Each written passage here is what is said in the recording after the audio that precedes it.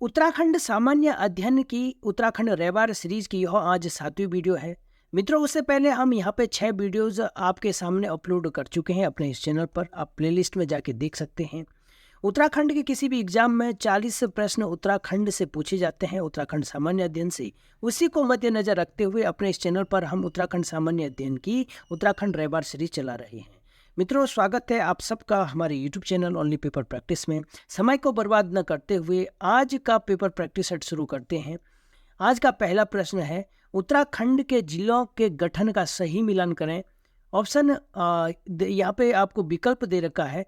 पौड़ी 1960, उत्तरकाशी 1975, देहरादून 1997, रुद्रप्रयाग 1840। मित्रों, देखते हैं इस क्वेश्चन को। पौड़ी का जो हमारा डिस्ट्रिक्ट जनपद का स्थापना हुई थी वो 1940 ईस्वी में, उत्तरकाशी 1960, देहरादून 1975 और रुद्रप्रयाग 1997। तो मित्रों, राइट आंसर हो जाएगा इसका 4-1-2-3 ऑप्शन बी राइट आंसर हो जाएगा। मित्रों, ऑप्शन बी इसका राइट आंसर हो जाएगा। चलिए मित्रों, इस क्वेश्चन को डिटेल से जानते हैं। जब हमारा देश स्वतंत्र हुआ 15 अगस्त 1947 को, तो यहाँ पे हमारे राज्य में उस समय 3 डिस्ट्रिक्ट मुख्य रूप से हुआ करते थे। 1840 ईस्वी में पौड़ी डिस्ट्रिक्ट यहाँ पे की स्थापना हो गई थी। 1891 ईस्वी में आपका अल्मोड़ा और नैनीताल। ठीक है, 1891 ईस्वी में अल्मोड़ा और नैनीताल। तो मुख्य रूप से 3 डिस्ट्रिक्ट आज़ादी के समय में यहाँ पे थे। जो टिहरी रियासत थी, यह एक देसी रियासत थी। टिहरी हमारा जो टिहरी था, यह उस समय एक देसी रियासत थी, तो उसी डिस्ट्रिक्ट में हम स्वतंत्रता के समय में नहीं गिनेंगे। आगे चलकर 1949 ईस्वी में टिहरी का विलय होता है। भारत में जब विलय हो जाता है तो 1949 को टिहरी को एक अलग राज्य अलग जिले के रूप में हम लोग घोषित करते हैं। ठीक है, उसके बाद क्रमवार देखेंगे कौन कौन से डिस्ट्रिक्ट का निर्माण हुआ। 1960 ईस्वी में मुख्य रूप से कब था ये? 24 फरवरी। कौन से? 24 फरवरी 1960 ईस्वी को 3 डिस्ट्रिक्ट बनते हैं हमारे, जिसमें से मुख्य रूप से कौन सा? सीपीयू। इस प्रकार से याद करेंगे, सीपीयू। ठीक है, सी फॉर चमोली, यहाँ पे एक चमोली बनता है, एक पिथौरागढ़ बनता है, एक हमारा उधम सिंह नगर नहीं पिथौरागढ़ एक बनता है हमारा उत्तरकाशी। ठीक है, चमोली, पिथौरागढ़, उत्तरकाशी। आप उत्तराखंड का मैप देख पाते होंगे तो सबसे जो उत्तरी वाले जिले हैं, ये मैप बनाने का प्रयास कर रहा हूँ मैं, तो ये जो सबसे उत्तरी जिले हैं जो हमारा, ये बड़े बड़े सबसे क्षेत्रफल की दृष्टि से, तो यहाँ पे हमारा उत्तरकाशी हो गया, चमोली हो गया, पिथौरागढ़। तो 1960 ईस्वी में इन 3 जिलों का गठन होता है। उसके बाद अलग अलग 1975 ईस्वी में देहरादून जिले का गठन होता है। फिर 1988 ईस्वी में हमारा हरिद्वार जिले का गठन होता है। और 1995 ईस्वी में, इन तीनों को एक साथ याद करेंगे आप, हमारा यूडीएन उधम सिंह नगर का गठन होता है। उधम सिंह नगर मतलब जिले का गठन होता है। ठीक है, तो 3-3 का एक सेट बनाओ आप। 1975, 88, 95, यानी जो हमारा शहरी इलाके है ना, पहले देहरादून से लगा हुआ क्या है? हरिद्वार है, और सबसे नीचे वाला उधम सिंह हमारा क्या है? उधम सिंह नगर है। तो इन तीनों का यहाँ पे क्या होता है? जिलों का गठन होता है। उसके बाद आते हैं 1997 में। 1997 में यहाँ पे भी 3 जिलों का निर्माण होता है, RCB। ठीक है, रुद्रप्रयाग, चंपावत और बागेश्वर। ठीक है, तो कुल मिला के हमारे पास अभी वर्तमान में 13 डिस्ट्रिक्ट हैं और उनकी स्थापना आपने देखा। 3-3 के सेट में आप लोग याद करेंगे तो बहुत आसान हो जाएगा। ठीक है, 1960 में 3 डिस्ट्रिक्ट का स्थापना होती है, फिर 1975, 1988, 1995 इन तीनों को आपने याद करना है, और फिर 1997 में 3 डिस्ट्रिक्ट की स्थापना होती है। चलिए आगे देखेंगे, पाताल भुवनेश्वर मंदिर कहाँ है? Option A Bageshwar, B Champawat, C Pithoragarh, D है अल्मोड़ा। मित्रों, राइट आंसर हो जाएगा इसका ऑप्शन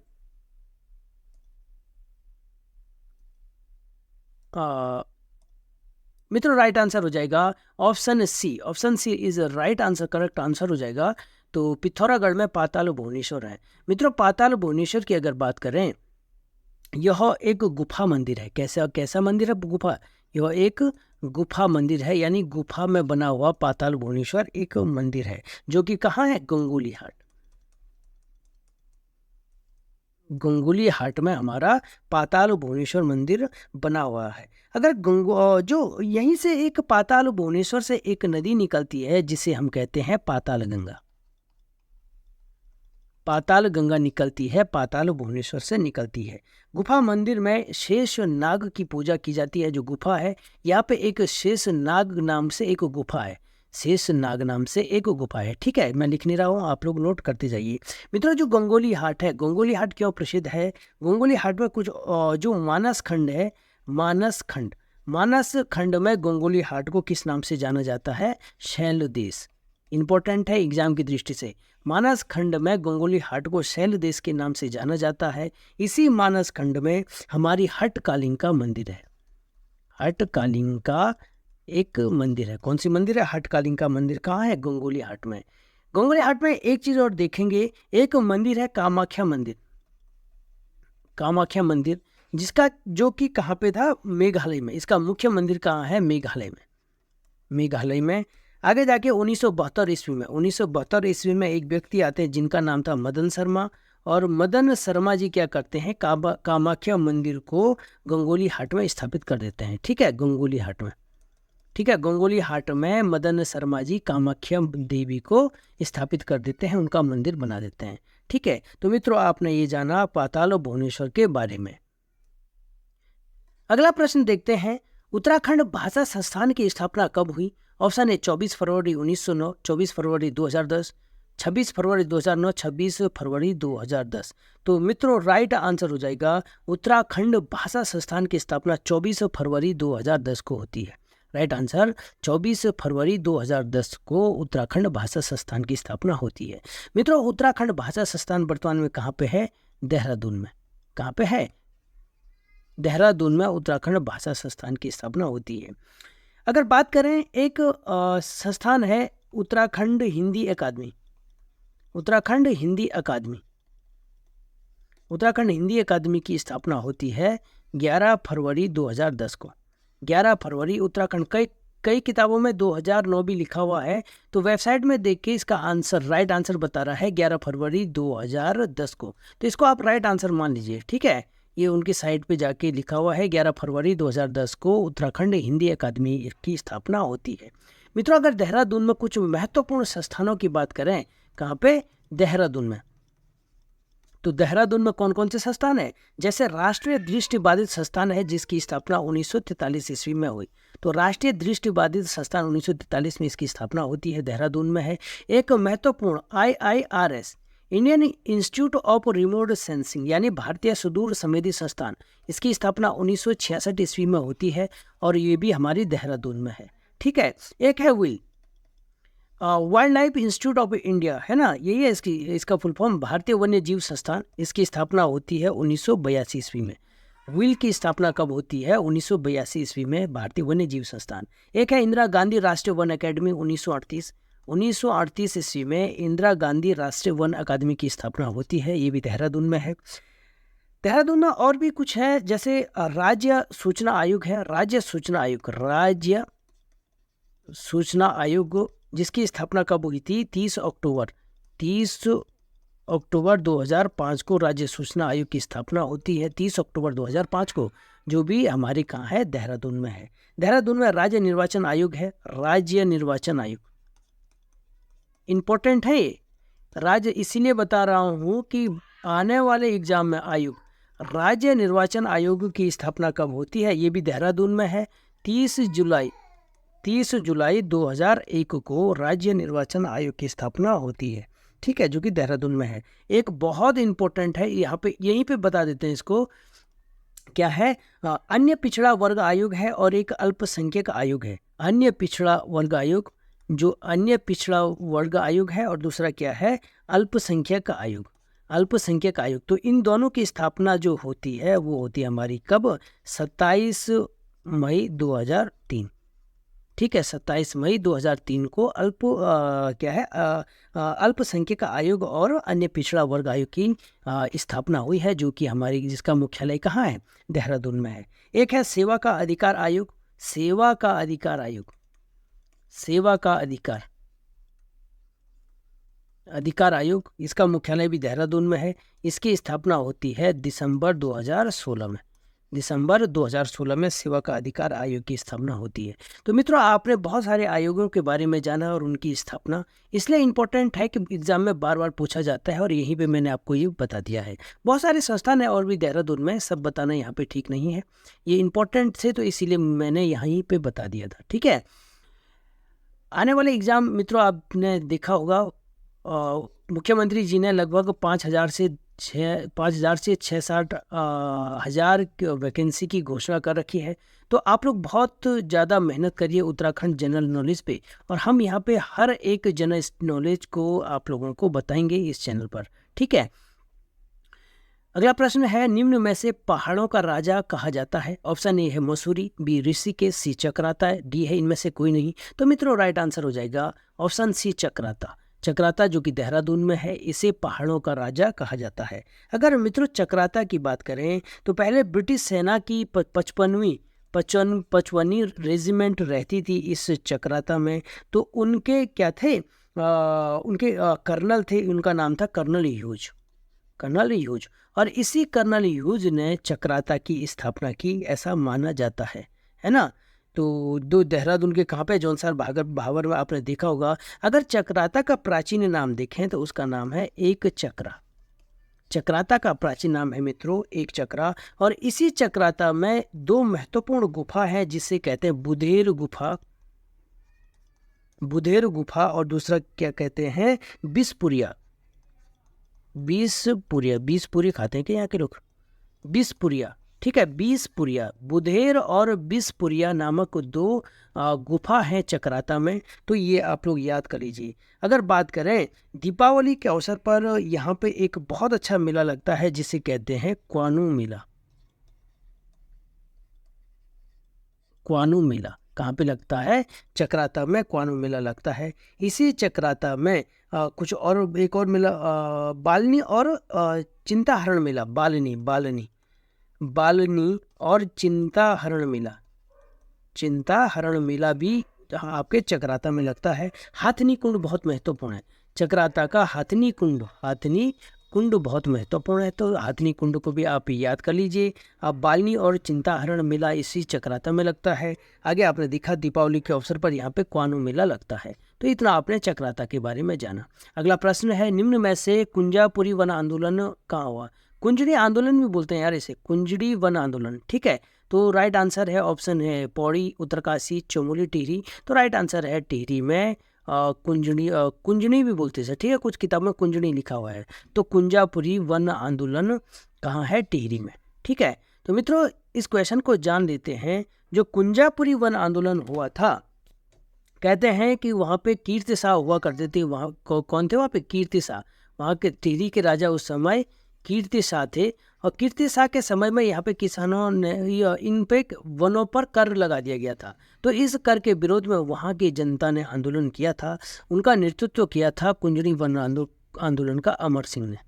किसने, अमर सिंह जी ने इनका नेतृत्व किया था। ठीक है, अगर कीर्ति शाह के बारे में जाने, कीर्ति शाह के बारे में, तो अंग्रेजों ने 3 महत्वपूर्ण उपाधि दी थी कीर्ति शाह को। एक था कंपेनियन ऑफ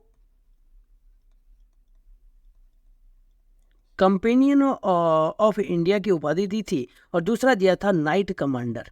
ठीक है, नाइट कमांडर की उपाधि दी थी, और तीसरा एक सर की उपाधि दी थी 1903 ईस्वी में। ठीक है, 1903। अगर ये कब दिया था, कंपेनियन ऑफ इंडिया और नाइट कमांडर की उपाधि दी थी 1898 था क्या, 1998। यार 1800 कहाँ से आएगा, 1900 नहीं यार, 1898 आएगा ना, 1898 आएगा, 1900 से कहाँ आएगा, 1898 आएगा। ठीक है, 1898 ईस्वी में इन्हें कंपेनियन ऑफ इंडिया और नाइट कमांडर की उपाधि दी थी। चलिए अगला प्रश्न देखते हैं।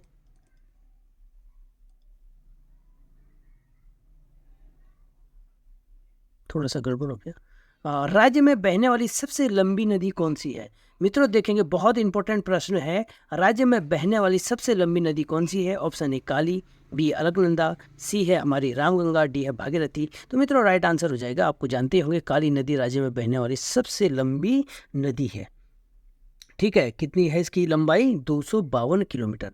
252 किलोमीटर इसकी लंबाई है काली नदी की। काली नदी की महत्वपूर्ण सहायक नदियों के बारे में हम लोग अभी जान लेते हैं और ये भी जानेंगे कि कौन सी नदी कहाँ पे मिलती है। ठीक है, तो मित्रों बहुत थोड़ा सा समय लेंगे।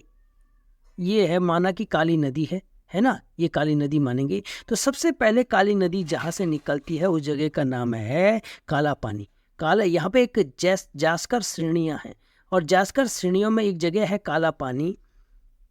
काला पानी नामक एक जगह है और इसी काला पानी जगह से काली नदी निकलती है। सबसे पहले जास्कर श्रेणी के पश्चिमी किनारे से यहाँ पे एक नदी निकलती है जिसको कहते हैं हम कुठियांगटी नदी। कौन सी? इस नदी को क्या कहेंगे हम? कुठियांगटी नदी। ठीक है, कुठियांगटी यांगटी नदी। ठीक है, उसके बाद एक और नदी निकलेगी जिसके क्या कहेंगे? गोखना हिमनद से पूर्वी धौली गंगा। यहाँ पे गोखना हिमनद है और यहाँ से ये जो नदी निकलेगी ये क्या है, यहाँ पे लिख रहा हूँ मैं। ठीक है, पूर्वी धौली गंगा नदी। ठीक है, और ये कौन सी जगह में मिलती है? खेला नामक स्थान पर। इस जगह का नाम क्या है? खेला। उसके बाद एक और नदी मिलती है यहाँ पे जिसको कहते हैं गौरी गंगा। कौन सी गंगा है ये? इसको यहीं पे लिखते हैं, ये है गौरी गंगा। गौरी गंगा कहाँ से निकलती है? मिलन हिमनद से निकलती है। मिलन हिमनद से निकलती है गौरी गंगा और ये काली नदी में कहाँ पे मिलेगी? जौलजीवी नामक स्थान पे मिलेगी। आप लोग नोट कर लीजिए, यहाँ पे थोड़ा जगह नहीं हो पा रही। जौलजीवी नामक स्थान पर यहाँ पे मिलन गंगा नहीं, गौरी गंगा मिलती है। किससे? काली नदी से। आगे जाकर एक और नदी मिलती है जिसे हम कहते हैं सरयू नदी। और सरयू कहाँ से निकलती है? सरमूर झुंडी से निकलती है और यहाँ पे चूका नामक जगह, चूका है क्या? कहाँ पे मिलती है भाई सरयू नदी? काली नदी से कहाँ पे मिलती है? जरा कमेंट बॉक्स में बताएंगे आप, क्योंकि चूका नामक जगह पर तो वो कौन सी निकलती है? लदिया नदी निकलती है ना, एक नदी लास्ट में लदिया। अंतिम नदी जो काली गंगा में मिलती है वो लदिया मिलती है, जो कि चूका नामक स्थान पर मिलती है चंपावत में। ठीक है, तो काला पानी से लेकर चंपावत तक जो काली नदी का क्या है लंबाई है, वो है 252 किलोमीटर उत्तरा हमारे राज्य में बहती है। ठीक है, तो आपने जाना मित्रों कि क्या है ये हमारी काली नदी और उसकी कुछ सहायक नदी के बारे में आपने जाना। ठीक है, एक चीज़ मुझे लग रहा मैं मिस कर रहा हूँ। हाँ, काली नदी चंपावत के बाद यह शारदा नाम से नेपाल में प्रवेश कर जाती है। तो मित्रों आपने काली नदी के बारे में जाना। अगला प्रश्न है, गंगोत्री राष्ट्रीय उद्यान की स्थापना कब की गई? Option A 1980, 1982, 1989, 1987। तो मित्रों राइट आंसर हो जाएगा इसका, बहुत आसान क्वेश्चन हो गया, 1987 ईस्वी में। अगर राष्ट्रीय उद्यान की बात करें तो ये सबसे अंतिम राष्ट्रीय उद्यान है और उत्तराखंड में सबसे बड़ा, क्षेत्रफल की दृष्टि से सबसे बड़ा राष्ट्रीय उद्यान है हमारा। कौन सा? गंगोत्री राष्ट्रीय उद्यान क्षेत्रफल की दृष्टि से सबसे बड़ा राष्ट्रीय उद्यान है। उसका क्षेत्रफल कितना है? 2390 वर्ग किलोमीटर। 2390 वर्ग किलोमीटर। ठीक है, किलोमीटर स्क्वायर। तो इसका गंगोत्री राष्ट्रीय उद्यान सबसे अंतिम राष्ट्रीय उद्यान है। इससे पहले जो 5 राष्ट्रीय उद्यान और भी हैं, जैसे कार्बेट नेशनल पार्क, जो हमारा कार्बेट नेशनल पार्क है, कब बना था? 1936 ईस्वी में। कार्बेट नेशनल पार्क के बाद एक और राष्ट्रीय उद्यान बना था 1982 ईस्वी में। कौन सा? नंदा देवी बना था 1982 में। और इसी 1982 ईस्वी में फूलों की घाटी बनी थी। कब? 1982 ईस्वी में। ठीक है, फूलों की घाटी और नंदा देवी एक समय बनी थी। 1982 के बाद एक और बना था गोविंद राष्ट्रीय उद्यान। नहीं, उससे पहले तो गोविंद राष्ट्रीय उद्यान बन गया था यार। गोविंद राष्ट्रीय उद्यान 1980 ईस्वी में बन गया था। ठीक है, उसके बाद बने थे नंदा देवी और फूलों की घाटी। तो कितना हो गया? 1 2 3 4 ही तो हो रहे हैं यार भाई। 4 तो 5 हुआ। कौन? अच्छा, एक राजा जी राष्ट्रीय उद्यान भी तो है। राजा जी राष्ट्रीय उद्यान भी है, राजा जी, जो 1983 ईस्वी में बना था। ठीक है, 82-83 में। तो आपने जाना कि राष्ट्रीय पार्क उत्तराखंड में कौन कौन से हैं और उनकी स्थापना कब हुई। मित्रों एग्जाम में अगर अच्छा क्वेश्चन बन गया तो ये कह सकता है कि जो राष्ट्रीय उद्यान है उनको क्षेत्रफल के क्रम में आप लोग बढ़ते हुए क्षेत्रफल के क्रम में या आरोही या अवरोही क्षेत्रफल के क्रम में उन्हें व्यवस्थित करें। तो क्या करेंगे? जो अवरोही देखेंगे हम, अवरोही। ठीक है, घटता हुआ क्रम। तो सबसे बड़ा क्षेत्रफल की दृष्टि से गंगोत्री राष्ट्रीय उद्यान हो गया। फर्स्ट में गंगोत्री राष्ट्रीय उद्यान आ जाएगा, दूसरा में आ जाएगा हमारा गंगोत्री के बाद राजाजी राष्ट्रीय उद्यान आ जाएगा। ठीक है, गंगोत्री के बाद राजाजी राष्ट्रीय उद्यान। ठीक है, राजाजी के बाद आ जाएगा हमारा कौन सा राष्ट्रीय उद्यान आ जाएगा, नंदा देवी। नंदा देवी हो गया तीसरे नंबर पे। ठीक है, नंदा देवी के बाद आ जाएगा हमारा चौथे नंबर पे कौन सा है, कार्बेट। जो कार्बेट राष्ट्रीय उद्यान है, प्रथम देश का प्रथम राष्ट्रीय उद्यान भी है कार्बेट राष्ट्रीय उद्यान, तो ये आ जाएगा चौथे नंबर पे। पांचवें नंबर पे गोविंद राष्ट्रीय उद्यान और छठवें नंबर पे फूलों की घाटी। कितना 87 ही है क्या इसका वर्ग किलोमीटर। तो अंतिम जो सबसे छोटा राष्ट्रीय उद्यान है उत्तराखंड का वो है फूलों की घाटी। ठीक है, तो ऐसा स्टैंडर्ड क्वेश्चन पेपर बनेगा तो इस प्रकार का प्रश्न बनने की पूरी संभावना है। भारत का पहला टाइगर रिजर्व घोषित किया गया। ऑप्शन ए राजाजी राष्ट्रीय पार्क, काजीरंगा राष्ट्रीय पार्क, गिर राष्ट्रीय पार्क, इनमें से कोई नहीं। तो मित्रों राइट आंसर हो जाएगा, इसमें लॉजिक लगा सकते हैं आप, इनमें से कोई नहीं सही आंसर होगा, क्योंकि भारत का जो पहला टाइगर रिजर्व की घोषणा की थी 1973 ईस्वी में, और जो पहला टाइगर रिजर्व बना था कार्बेट नेशनल पार्क में। कार्बेट टाइगर रिजर्व बना था ना, तो कार्बेट नेशनल पार्क में ही कार्बेट टाइगर रिजर्व की स्थापना की गई थी। अगर बात करें टाइगर इसी कार्बेट नेशनल पार्क में पहली बार 1913 ईस्वी में 2013 में क्या बना था, सोशल टाइगर प्रोजेक्ट की स्थापना होती है। सोशल टाइगर प्रोजेक्ट की स्थापना, ठीक है, प्रोजेक्ट की स्थापना होती है 1913 ईस्वी में इसी कार्बेट नेशनल पार्क में। अगर बात करें कार्बेट नेशनल पार्क के क्षेत्रफल की, तो 520.82 वर्ग किलोमीटर कार्बेट नेशनल पार्क की क्या है, क्षेत्रफल है, इसका क्षेत्रफल है। अगर बात करें कार्बेट नेशनल पार्क में जो कोविड हुआ था, कोरोना के टाइम पे एक क्वारंटाइन सेंटर तो इंसानों के लिए बनाया गया था, लेकिन कार्बेट नेशनल पार्क में सबसे पहले क्या बनाया गया था, एनिमल क्वारंटाइन सेंटर बनाया गया था। इसे आप लोग को नोट कर सकते हैं। अगर बात करें देश में किसकी टाइगर रिजर्व की, तो वर्तमान में हमारे देश में 55 टाइगर रिजर्व हैं। कितने टाइगर रिजर्व में, 55। और 55वां कौन सा है, 55वां है Surguja tiger reserve. Surguja tiger reserve, ये इंपॉर्टेंट है। टाइगर रिजर्व हमारा 55वां टाइगर रिजर्व है, जो कि हमारे क्या है, छत्तीसगढ़ है। ठीक है मित्रों, तो ये आपने जाना। इसके अलावा एक और चीज़ देख सकते हैं हम यहाँ पे उत्तराखंड में, बिल्कुल ये इंपॉर्टेंट है, राजाजी राष्ट्रीय पार्क को भी यहाँ पे टाइगर रिजर्व घोषित कर दिया गया है, जो कि देश का 48वां टाइगर रिजर्व था। इंपॉर्टेंट कब किया गया था ये, कब किया गया होगा, 2016 में किया गया क्या, 2000, जरा आप लोग देख लेंगे यार मित्रों इसे ना, इसे आप लोग देख लीजिए कि इसे टाइगर रिजर्व कब घोषित किया गया था, 2013 या 16 में होगा, ये आप लोग देख लीजिएगा। ठीक है, तो ये भी इम्पोर्टेंट प्रश्न हो गया भाई आपके लिए। ठीक है, चलिए अगला प्रश्न देखते हैं। उत्तराखंड का एकमात्र ऐसा जिला जहां टिन धातु पाई जाती है ना, तो जहां टिन धातु पाई जाएगी उत्तराखंड का ऐसा कौन सा जिला है। Option A Almora, B Pauri, C Tehri और डी है चमोली। तो मित्रों राइट आंसर हो जाएगा ऑप्शन डी चमोली। चमोली एकमात्र ऐसा जिला है जहां टिन धातु पाई जाता है।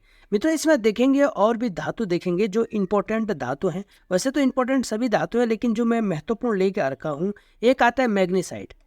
मैग्नीसाइट ये बार बार पूछा जाता है, और मैग्नीसाइट जो अल्मोड़ा का जो झिरोली क्षेत्र है, अल्मोड़ा का झिरोली क्षेत्र और पिथौरागढ़ का चंडाक क्षेत्र, ये हमारे मैग्नीसाइट के लिए प्रसिद्ध है। इसके अलावा चमोली में भी, चमोली में जो आपका कौन हो गया, पोखरी हो गया, तपोवन क्षेत्र हो गया, इधर कौन सा क्षेत्र ऊपर यार, याद, जोशीमठ वाला क्षेत्र हो गया। ठीक है, मंदाकिनी घाटी हो गया। तो यहाँ पे भी आपके मैग्नीसाइट के निक्षेप पाए जाते हैं। उसके अलावा देखें फास्फोरस। फास्फोरस बहुत इंपॉर्टेंट है। ये फास्फोरस इसलिए इम्पोर्टेंट है कि टिहरी का एक क्षेत्र है जिसको कहते हैं रजगेवा क्षेत्र। रजगेवा क्षेत्र, टिहरी का रजगेवा क्षेत्र है जहाँ पे कि फास्फोरस के पर्याप्त भंडार हमें देखने को मिलते हैं। इसके अलावा फास्फोरस जो देहरादून में भी मिलता है। चांदी देखें तो चांदी हमारा एकमात्र ऐसा क्षेत्र है जो कि कहाँ मिलता है, अल्मोड़ा में हमारे क्या मिलती है, चांदी मिलती है। ग्रेफाइट मिलता है हमारे कहाँ पे, तो इम्पोर्टेंट है अल्मोड़ा, पौड़ी और नैनीताल। ग्रेफाइट का हमारा अल्मोड़ा, पौड़ी और नैनीताल। ठीक है, अल्मोड़ा, पौड़ी और नैनीताल में हमारा ग्रेफाइट मिलता है। अगर संगमरमर की बात करें, इम्पोर्टेंट संगमरमर हमारा कहाँ है, कहाँ मिलता है? देहरादून, टिहरी, डीडून तो होगा ही, टिहरी हो गया, और एक जगह और है, वो है पिथौरागढ़ हमारा यहाँ पे संगमरमर के प्रमुख क्षेत्र है। ठीक है, तो मित्रों ये था ये वाला क्वेश्चन। अगला प्रश्न देखते हैं। प्रतिशत की दृष्टि से सर्वाधिक वन क्षेत्रफल वाला जिला कौन सा है? Option A Nainital, B Pauri, C Champawat, option D Rudraprayag. तो मित्रों राइट आंसर हो जाएगा ऑप्शन ए हमारा राइट आंसर हो जाएगा। प्रतिशत की दृष्टि से सर्वाधिक वन क्षेत्रफल वाला राज्य हमारा नैनीताल है। क्वेश्चन को बहुत डिटेल से देखेंगे, बहुत अच्छा क्वेश्चन है और आज का महत्वपूर्ण क्वेश्चन भी होगा। अगर प्रतिशत के हिसाब से देखें तो सबसे पहला स्थान आता है नैनीताल का, और नैनीताल के बाद सर्वाधिक वन क्षेत्रफल जो आता है प्रतिशत के हिसाब से, नैनीताल के बाद किसका आता है? चंपावत। ठीक है, और चंपावत के बाद आता है पौड़ी का। ठीक है, तो प्रतिशत के हिसाब से सर्वाधिक वन क्षेत्रफल नैनीताल का सर्वाधिक है, उसके बाद चंपावत और उसके बाद पौड़ी का। अगर देखें सबसे कम प्रतिशत के हिसाब से सबसे कम वन क्षेत्रफल वाले जो जिले हैं, उनमें सबसे पहले नाम आता है देहरादून का देहरादून नहीं, यूडीएन उधम सिंह नगर का सबसे कम वन होगा, और उसके बाद आएगा हरिद्वार, और हरिद्वार के बाद आता है आपका पिथौरागढ़। ठीक है, पिथौरागढ़, तो उधम सिंह नगर सबसे कम, हरिद्वार उसके बाद, और उसके बाद पिथौरागढ़ यहाँ पे प्रतिशत की दृष्टि से सबसे कम वन क्षेत्रफल इनमें स्थान रखते हैं। उसके बाद अगर क्षेत्रफल की बात करें तो उत्तराखंड में सबसे ज़्यादा वन क्षेत्रफल किसका है, किस जिले का है? सबसे कम किसका है? उधम सिंह नगर का भी सबसे कम होगा, फिर हरिद्वार हो गया, और तीसरे पे आएगा रुद्रप्रयाग। पहले पे कौन आएगा? उधम सिंह नगर, दूसरे पे आएगा हरिद्वार, और तीसरे पे आएगा हमारा कौन सा? रुद्रप्रयाग। ठीक है, रुद्रप्रयाग तीसरे नंबर पे आएगा सबसे कम वन क्षेत्रफल की दृष्टि से। अगर वन क्षेत्रफल जो सर्वाधिक होगा, सर्वाधिक वन क्षेत्रफल मित्रों है हमारे उत्तराखंड में पौड़ी का, पौड़ी के बाद हमारा नैनीताल आ जाएगा, और नैनीताल के बाद हमारा आता है उत्तरकाशी, और उत्तरकाशी के बाद चमोली। तो ये 4 डिस्ट्रिक्ट आपने याद रखने हैं। सबसे ज़्यादा वन क्षेत्रफल पौड़ी में है, फिर नैनीताल में है, फिर उधम सिंह नगर में है, और फिर आपका उत्तरकाशी, और फिर आपका चमोली में हो जाएगा। ठीक है, अगर बात करें देश की बात करें, ये बहुत इंपॉर्टेंट चीज़ है, तो इसलिए आपको यहाँ पे बताता हूँ कि जब वो अंग्रेजों के समय में जो पहली बार जो राष्ट्रीय वन नीति बनी थी अंग्रेजों के समय में, ब्रिटिश काल में पहली राष्ट्रीय वन नीति जो बनी थी, वो बनी थी हमारी 1894 ईस्वी को। 1894 ईस्वी में पहली राष्ट्रीय वन नीति बनी थी।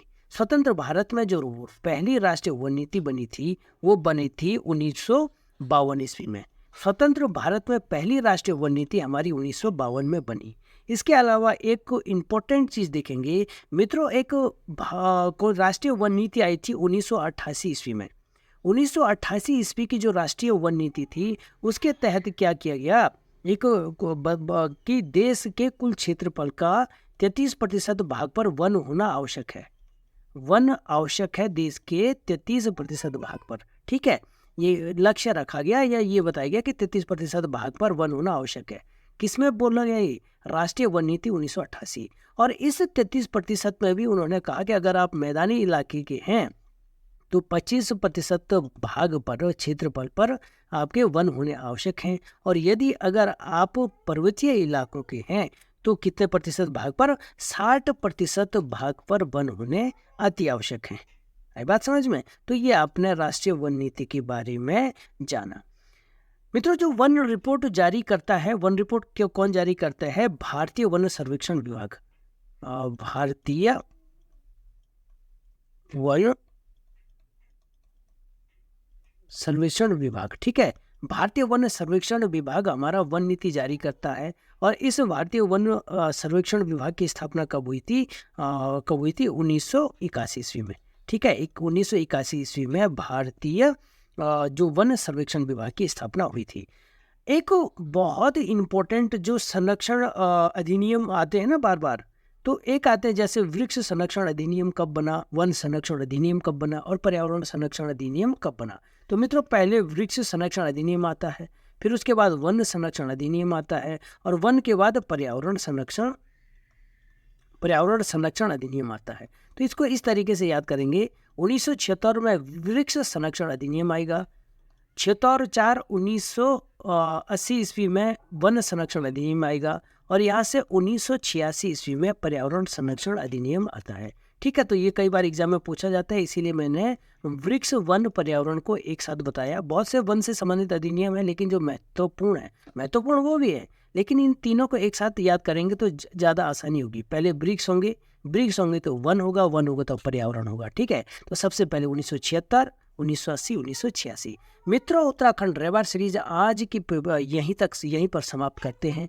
आपने वीडियो पूरी देखी हो, अगर आपको लगता है कि हमने इस पेपर को बनाने में मेहनत की है तो प्लीज़ चैनल को लाइक करिए, शेयर करिए, सब्सक्राइब करिए।